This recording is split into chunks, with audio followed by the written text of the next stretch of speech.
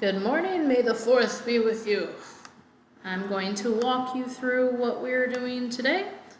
So if you can follow along with me on your PowerPoint or watch my screen. Today is week 2, day 1. It is May the 4th, so may the 4th be with you. Ta-da! Alright, today's objective. You will read the essay by Andrea Levy. Annotate as you read. If you have your hardcover books, please do annotate.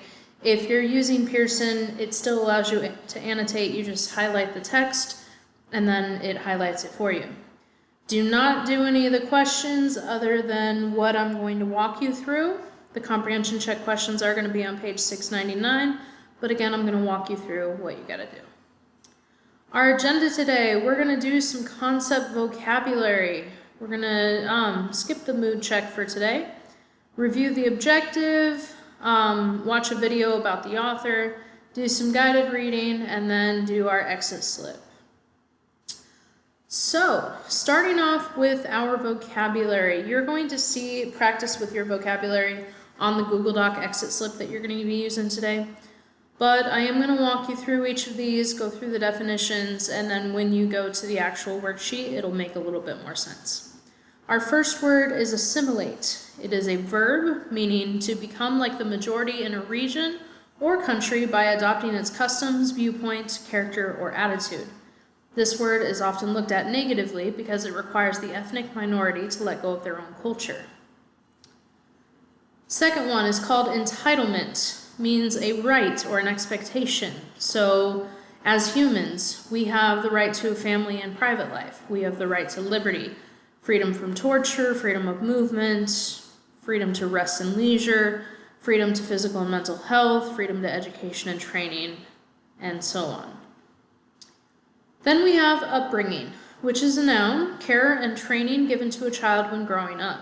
So there's such things as positive parenting, where you're supportive, you're involved, you've given a healthy lifestyle, listening, praising, and then you have negative parenting, which is all the bad stuff. Myriad is a noun. It means an uncountable large number or large variety.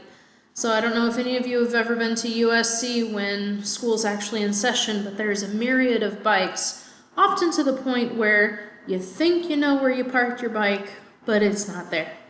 So a myriad of items. So many you can't hardly count it. And then indigenous. This is an adjective, means native to a particular region or country. So for an example, my family is indigenous to like England, Ireland. I know some of you have said that you're from Guatemala or El Salvador, some of you are from Mexico, some of you are from Texas or Louisiana. So it could be either a region, could be a country. I'm from the Midwest. Those are all different ideas. And hybrid, which means a combined from different sources.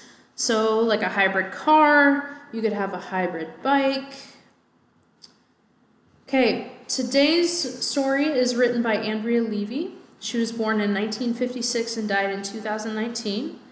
I'm not going to show the video now, but I am going to let you watch it on your own. So when you go back through this PowerPoint slide, you will watch the video here. And then you're going to read the essay by her. If you click on the link that is in blue, it'll take you directly to the story.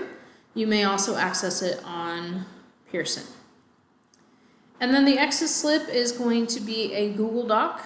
So it should be attached in your Google Classroom, but it will look like this. So it'll say up here, concept vocabulary, back to my own country.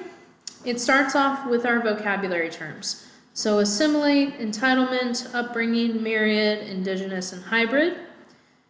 In each of the following items, think about the meaning of the italicized word and then answer the question. So the first one, when Macy was accepted to college, everything in her life changed overnight. She said she could hardly assimilate it all. Did Macy feel confident? Explain. So you need to think about what does this particular word mean. You don't have to define it. You just have to figure out what does it mean and then answer this question. Did Macy feel confident? And you have to do that for each of these. So again, you're not writing the definition for this word, or this word, or this word. You are just figuring out what do you think the word means, and then answering the question right after it.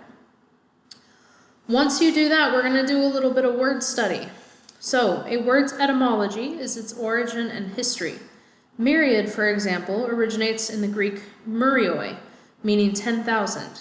It came to be used as a noun, meaning a number too large to count, a myriad of ideas, and an adjective meaning too many to count, so myriad ideas. So for these two questions, you're going to explain how the origin of myriad hints at its current meanings, and then you're going to write one sentence using myriad as a noun, and then you're going to write a second one using it as an adjective. Then you'll see you go to the next page. We do have 6 comprehension questions. So according to Andrea Levy, why would the opening incident in the London bus not happen that way today? What was the status of the author's parents when they were living in Jamaica? How did the status change when they got to England? When Levy was growing up, why was she indifferent to Jamaica? Why did the author resist being called black? Why is Levy now happy to be a black British writer and to write about her Caribbean heritage? And then finally, writing a summary of the story, 1 paragraph. At this point, you should be able to pull off 10 sentences. We've been practicing this all year long, so I am expecting to see 10 sentences. You guys got this. I'm available during office hours. I'm available at any time via email. Please let me know if you have any additional questions. And once again, may the